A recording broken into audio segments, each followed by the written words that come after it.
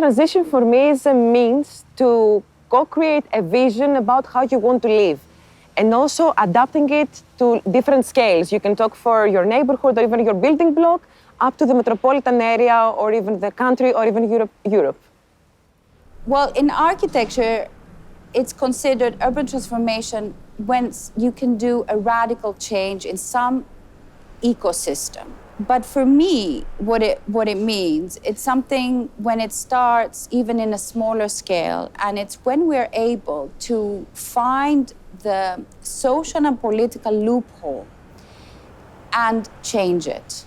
For me, urban transformation is a dynamic or a movement that can be observed with different qualities. For example, it can be a result of state politics, a consequence of economic development, or a social reflection in the neighborhood scale. So urban transformation is diverse actions, complicated, interconnecting to each other, that they all have the goal to improve not only environmental status, but also social and economical for the inhabitants of the city.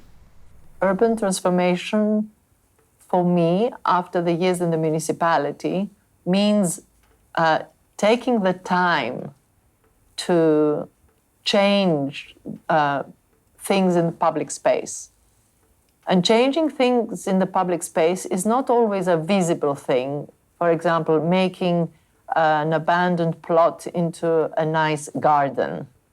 The transformation means that people will take care of it, that the municipality understands that if it doesn't invest in the sustainability of such places, then people will get even angrier with them.